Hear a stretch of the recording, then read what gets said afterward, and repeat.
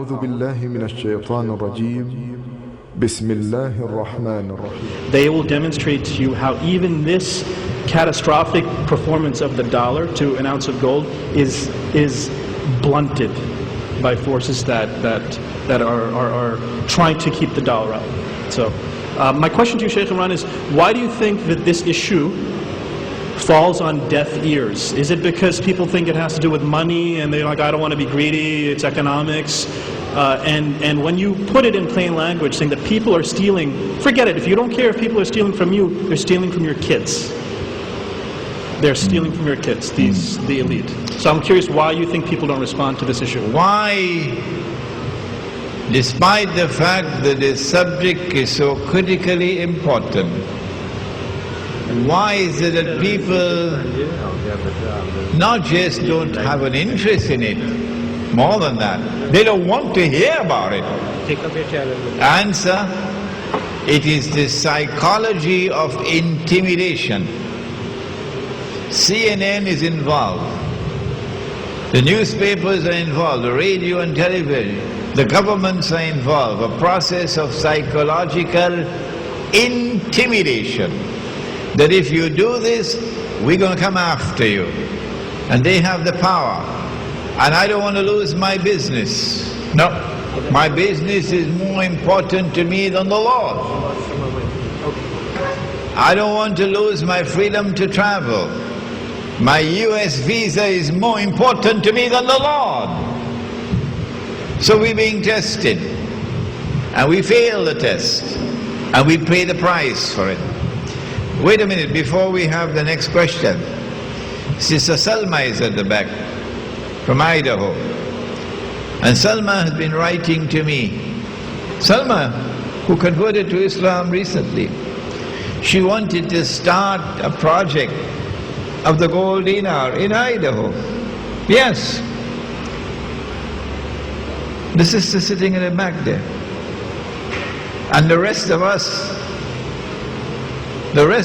are sleeping soundly at night time, not bothered at all.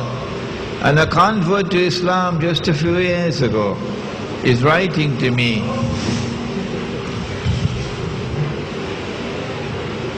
See, Dajjal at work.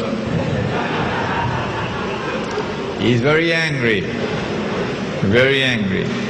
Yeah, Sister Salma, would you like to speak on the gold dinar? Just take the microphone for her. Oh, come forward, yeah.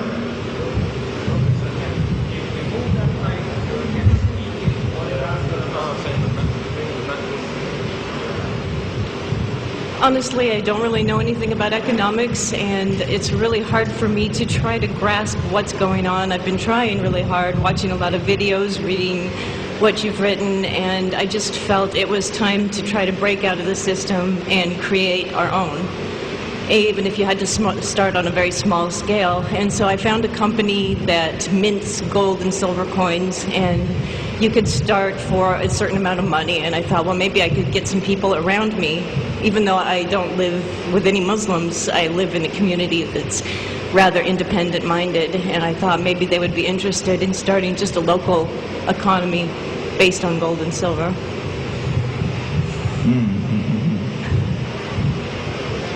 Yeah, somebody sent me an email about a non-Muslim in the United States who began trading in gold, using gold as money, and the FBI came in and seized all the gold. Somebody sent me that information, yeah. Yeah, and they seized all the gold. The FBI came in and moved in and seized all the gold. Yes, Farhan. Bismillah ar-Rahman ar-Rahim. Assalamu alaikum. Just one comment and a question real quick. Kind of related to what Dr. Faiz said. Diamonds are, we know how precious diamonds are, and we know the value of diamonds. They are the most abundantly found mineral or rock on diamonds. Diamonds are the most abundantly. Think about it, the most abundantly in Africa.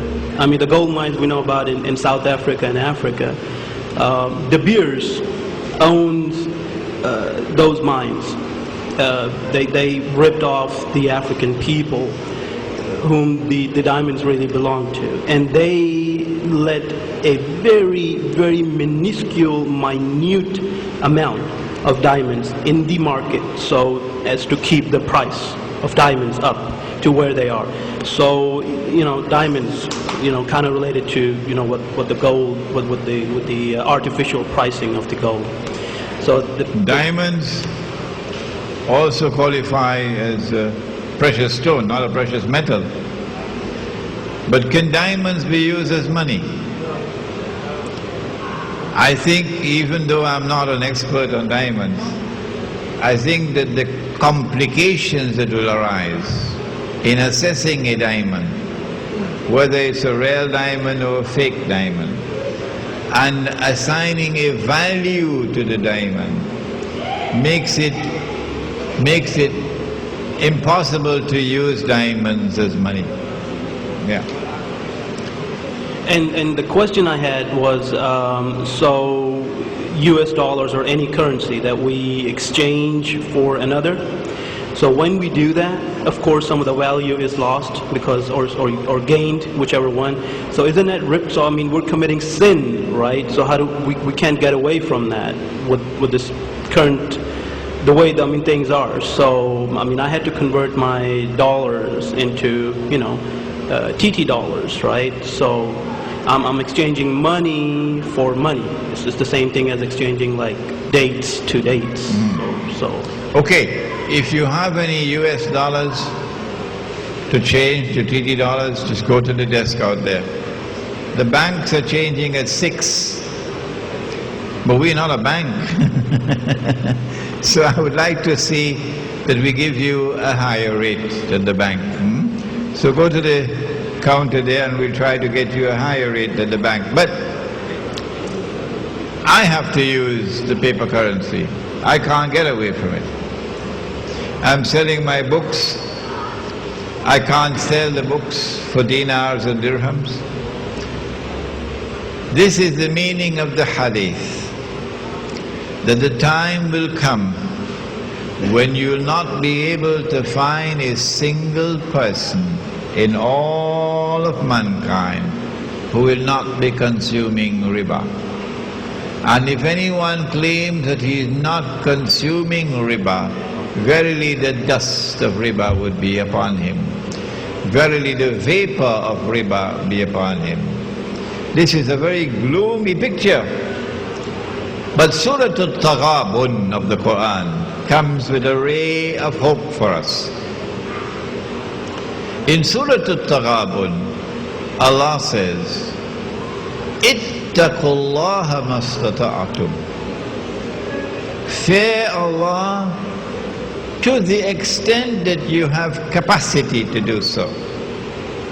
And what lies beyond your capacity, the surah offers a ray of hope that you would not have to account for what is beyond your capacity.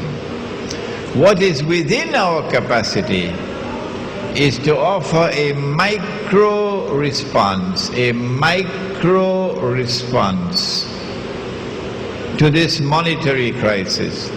And that micro response is to move to the remote countryside and to establish a micro market. And in that micro market, strive to bring back the Sunnah money. Yes? Sheikh, I have kind of 2 questions. First one is, it's about Islamic banking. Most of us in the UK try and move the post all the time, trying to find a halal way of doing things. And obviously you've had the evolution of Islamic banking. You said before it's backdoor riba. I just wanted to know, is it, do you suffer the same sins of the 36 that you outlined before for taking that riba? Or if you were to have what they call a halal mortgage? And just wanted an answer for that, really. Okay, this is Lights from Britain.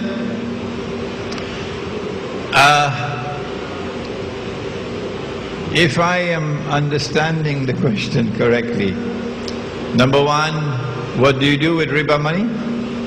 If you have riba money? No? No. Okay. And number 2, the Islamic banking system, which offers an alternative